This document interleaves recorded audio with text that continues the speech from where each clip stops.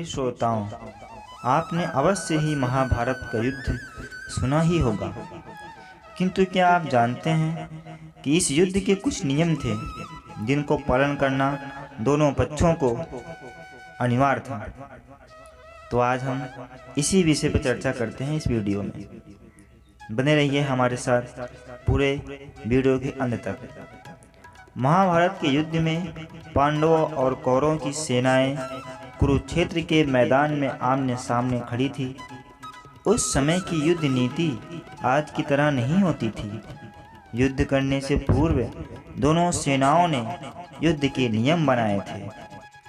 उन नियमों के अनुसार प्रतिदिन सूर्यास्त के बाद युद्ध रोक दिया जाएगा और दोनों पक्ष के लोग आपस में मिल सकेंगे। युद्ध में समान बल वाले ही एक दूसरे से टकरा सकेंगे। अनुचित या अन्यायपूर्ण रीति से युद्ध नहीं किया जा सकेगा। युद्ध से पलायन करने वाले व्यक्ति पर प्रहार नहीं किया जाएगा। निहत्थे शत्रु पर भी प्रहार नहीं किया जाएगा। रथी से, हाथी सवार से, घुड़सवार से और पैदल से युद्ध करेगा। दो योद्धा यदि आपस में युद्ध कर रहे हों तो कोई तीसरा बिना सूचना दिए उन पर शस्त्र नहीं चलाएगा। हथियार पहुंचाने वाले अनुचरों, रणभेरी बजाने वालों, शंख फूंकने वालों, असावधान अथवा पीठ दिखाने वाले पर कोई प्रहार नहीं करेगा। इस प्रकार उपयुक्त नियमों का वचन पूर्वक दोनों पक्ष अमल करेंगे, यह तय कर लिया गया था। दोनों ओर की सेनाएं जब आपस में आ डटी तब श्री कृष्ण अर्जुन का रथ लेकर सेना के अग्रभाग में आए। यहाँ अर्जुन ने कौरव सेना में अपने सामने अपने परिजनों को देखा तो उनका उत्साह टूट गया। उन्होंने अपना गांडीव रख दिया और रथ में मुंह लटका कर बैठ गए। उन्होंने युद्ध करने से इनकार कर दिया। नहीं वासुदेव, मैं राज्य के लिए अपने ही संबंधियों पर बाण नहीं चला सकता। अर्जुन को हतोत्साहित होते देखकर श्री कृष्ण ने अर्जुन को उपदेश दिया, हे पार्थ, जिनका आत्मज्ञान नष्ट हो जाता है, जो अल्प बुद्धि हैं और जो अपने क्रूर कर्मों के द्वारा सबका अहित करते हैं, वे आसुरी स्वभाव वाले मनुष्य इस जगत के विनाश के लिए उत्पन्न होते हैं। ऐसे लोगों को नष्ट करना पाप नहीं है। यहाँ कौन अपना है और कौन अपना नहीं है, इसे तू भूल जा। इस प्रकार यह जीव इस देह में क्रम से बचपन, कौमार्य, यौवन और वृद्धा अवस्था को प्राप्त करता है। उसी प्रकार मृत्यु आने पर यह जीव दूसरी देह प्राप्त करता है। आत्मा न तो किसी शस्त्र से खंडित होती है, न अग्नि से जलाई जा सकती है, न इसे जल से भिगोया जा सकता है, न वायु से सुखाया जा सकता है। हे पार्थ, जब जब धर्म की हानि होती है और अधर्म की वृद्धि होती है, तब तब मैं अवतार लेता हूँ। देश काल के अनुसार अनेक दिव्य रूप धारण करने पर भी मेरे सभी स्वरूप पूर्ण पुरुषोत्तम भगवान के हैं। जब भी कोई मृत्यु को प्राप्त होता है, मैं ही मरता हूँ, और जब भी कोई जन्म लेता है, मैं ही जन्म लेता हूँ।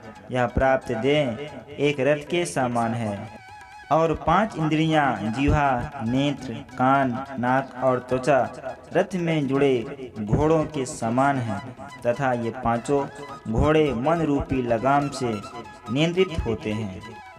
मनुष्य की बुद्धि इस रथ की सारथी है और जीवात्मा इस शरीर रूपी सत्वगुण रथ में बैठा हुआ यात्री है। इस प्रकार यह यात्री मन तथा इंद्रियों के सहयोग से ही सुख दुख का अनुभव करता है, परंतु मोह में पड़ा जीव जीवन के रजोगुण और तमोगुण से उत्पन्न होने वाले भावों में ही लिप्त रहता है और इन गुणों में मोहित होकर संसार से परे मेरे अविनाशी स्वरूप को नहीं पहचान पाता। इतना कहकर श्री कृष्ण ने अपना विराट स्वरूप अर्जुन को दिखाया। कृष्ण ने कहा, हे पार्थ, तू मेरा सखा है, मेरा भक्त है। तू किसी को मारने वाला नहीं है। मैं ही मारता हूँ और मैं ही हर बार मरता हूँ। प्रकृति का नियम अनंत काल से चलता चला आ रहा है। जो मरता है वह फिर से जन्म लेता है। अतः तू इस संताप को छोड़कर कर्म कर। कर्म के फल की तू चिंता मत कर। मेरी ओर देख, मैं ही अजन्मा तथा अविनाशी हूँ। मैं ही समस्त जीवों का स्वामी हूँ। मैं ही प्रत्येक युग में अपने आदि दिव्य स्वरूप को सभी जीवों में प्रकट करता हूँ। यह संपूर्ण जगत मेरे अधीन है। यह मेरी इच्छा से स्वतः बारंबार प्रकट होता है और मेरे ही इच्छा से विनष्ट होता है। मैं ही समस्त सृष्टि का आदि, मध्य और अंत हूँ। यदि तुम मेरे निर्देशानुसार कर्म नहीं करते और युद्ध से विमुख होते हो तो तुम कुमार्ग पर जाओगे। तुम्हें अपने स्वभाववश युद्ध करना चाहिए और अधर्म का विनाश करना चाहिए। श्री कृष्ण पुनः अपने प्रकृति रूप में आ गए। तब अर्जुन ने हाथ जोड़कर कहा, हे कृष्ण, मेरा मोह दूर हो गया। आपके अनुग्रह से मुझे मेरी स्मरण शक्ति वापस आ गई। अब मैं संशय रहित होकर आपके आदेशानुसार युद्ध करने के लिए उद्धृत हो गया हूँ। अर्जुन ने फिर अपना दांडी उठाया और उससे टंकार करके शत्रु सेना के हृदयों को कंपित कर दिया। उसी समय निहत्थे युधिष्ठिर ने रणभूमि में आकर आगे कौरव सेना की ओर चलना शुरू किया तो सभी चौंक पड़े। श्री कृष्ण उन्हें इस प्रकार जाते देखकर मुस्कुराए और अर्जुन से बोले, चिंता मत करो धनंजय। युधिष्ठिर पितामह भीष्म, गुरु द्रोणाचार्य और कृपाचार्य का आशीर्वाद लेने गए हैं। उनके लौटते ही युद्ध प्रारंभ होगा।